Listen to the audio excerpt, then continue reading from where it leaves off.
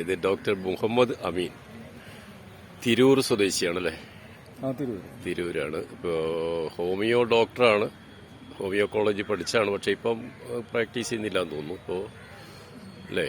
ഇല്ല, പ്രാക്ടീസ് ചെയ്യുന്നില്ല. പിന്നെ ചികിത്സയോട് ബന്ധപ്പെട്ട് മറ്റു കാര്യങ്ങളിൽ സഹായിക്കുന്നു. അതെ. അപ്പോൾ മുഹമ്മദ് അമീൻ, അദ്ദേഹത്തിന് ചില അസുഖങ്ങളൊക്കെ ഉണ്ടായിരുന്നു.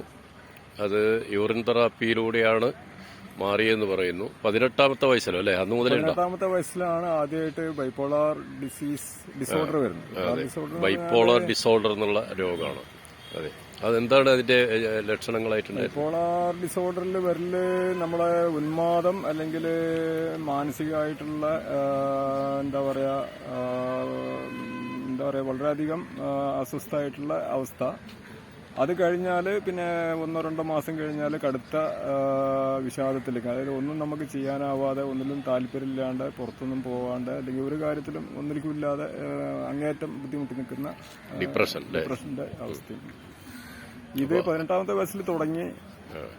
അന്ന് ചെറിയ രൂപത്തിലാണ്. പിന്നെ അവിടുന്ന് 2 വർഷം 3 വർഷമൊക്കെ കഴിഞ്ഞപ്പോൾ ഇങ്ങനെ പല തവണ 2-3 വർഷം ഇടവിട്ട് പലതവണ വന്നു. മാനസിക ചികിത്സയ്ക്കുള്ള അലോപ്പതി ആശുപത്രികളിൽ അഡ്മിറ്റ് ആവേണ്ടി വന്നിട്ടുണ്ട്.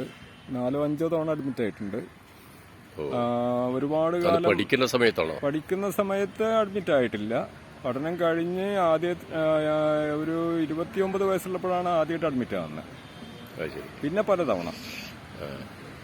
ഇത് ആദ്യകാലത്തൊക്കെ ഇത് ഒരുപാട് വർഷം കഴിഞ്ഞിട്ടേ വരുള്ളൂ. പിന്നെ ഇതിങ്ങനെ അടിക്കടി വരാൻ തുടങ്ങി. അതായത് ചിലപ്പോൾ ഒരു വർഷത്തിന്റെ ഇടവേളയിലൊക്കെ ഇങ്ങനെ വന്ന് അങ്ങനെ മരുന്നിൽ തന്നെ ഇങ്ങനെ അലോപ്പതി മരുന്ന് തന്നെ കഴിച്ചുകൊണ്ടിരിക്കുകയായിരുന്നു. ഇപ്പോ ഇങ്ങനെ ചിലപ്പോ ഭയങ്കര ആഹ്ലാദമൊക്കെ ഉണ്ടാകുന്ന ഒരു അവസ്ഥയുണ്ടാവൂലേ? ആഹ്ലാദം മാത്രമല്ല, നമ്മള് ബാക്കിയുള്ളവർക്കൊരു ഉപദ്രവമായി മാറുന്ന അവസ്ഥ വരെ വയലന്റ് ആകുന്ന ഒരു അവസ്ഥയും ഉണ്ടാവാറുണ്ട്. അതിപ്പം പലരിലും ചെറുപ്പക്കാരിലൊക്കെ കണ്ടുവരുന്നൊരു അസുഖമാണ് ഈ ബൈപ്പോളാർ ഡിസോർഡർ അല്ലേ? അപ്പൊ അതിനു വേണ്ടിയിട്ട് അന്ന് മുതൽ ചികിത്സ നടത്തിയിരുന്നോ?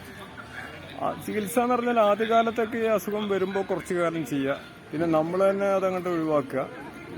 പിന്നെ ഈ 2015 മുതൽ ഇപ്പോൾ 2024 ജനുവരി വരെ, ജനുവരി വരെ തുടർച്ചയായിട്ട് മരുന്നിലായിരുന്നു, അലോപ്പതി മരുന്നിലായിരുന്നു, ഇംഗ്ലീഷ് മരുന്ന്. ജനുവരി പിന്നീട് എങ്ങനെയാണ് ഇതൊക്കെ നിർത്താൻ?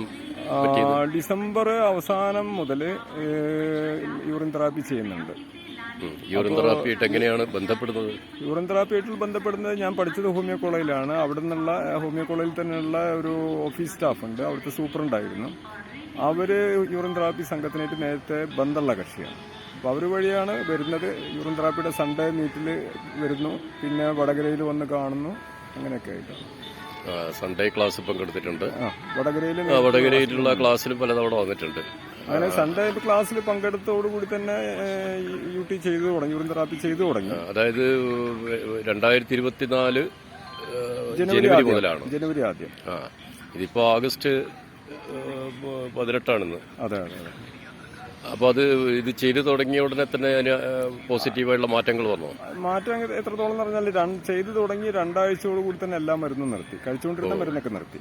ശരി. അത് 18 വയസ്സ് മുതൽ മരുന്ന് കഴിക്കുന്നുണ്ട്. 18 വയസ്സ് മുതലല്ല, അത് അന്നുണ്ട്, പക്ഷെ ഇടക്കിടക്കൊക്കെ കഴിക്കുള്ളൂ. 2015 മുതൽ സ്ഥിരമായിട്ട് കഴിക്കുന്നുണ്ടായിരുന്നു. ഈ വർഷം തുടക്കം വരെ തുടർച്ചയായിട്ട് കഴിക്കും. അതായത് ഒരു 9 വർഷത്തോളം സ്ഥിരമായിട്ട് കഴിച്ചിട്ടുണ്ട്.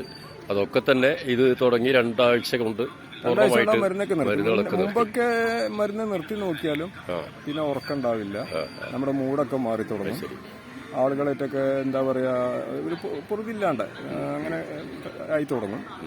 ഇപ്പൊ പിന്നെ അതൊന്നുമില്ല. അപ്പൊ ഇത് തുടങ്ങി യൂറിൻ തെറാപ്പി സ്റ്റാർട്ട് ചെയ്തതിന്റെ അത്തരത്തിലുള്ള പ്രശ്നങ്ങളൊന്നും ഉണ്ടായില്ല. മരുന്ന് നിർത്തിയിട്ടും യാതൊരു കുഴപ്പമുണ്ടായില്ല. പിന്നീട് മരുന്ന് ഉപയോഗിക്കേണ്ട ആവശ്യം വന്നില്ല എന്ന് പറഞ്ഞാൽ ഇതുവരെ ഇത്രയും കാലമായിട്ട് പിന്നീട് മരുന്നുകളൊന്നും ഉപയോഗിച്ചിട്ടില്ല. പിന്നെ കൂടെ തന്നെ തൈറോയിഡിന്റെ മരുന്നും കഴിച്ചിരുന്നു. തൈറോയിഡ് പ്രശ്നം ഉണ്ടായിരുന്നു. തൈറോയിഡ് പ്രശ്നം അതിന്റെ മരുന്ന് ഒരുപാട് കാലമായിട്ട് കഴിക്കുന്ന. അത് എത്ര വയസ്സ് മുതലുണ്ടായിരുന്നു? തൈറോയിഡ് എന്ന് പറഞ്ഞാല് ശരിക്കും ഡയഗ്നോസ് ചെയ്യുന്നത് ഒരു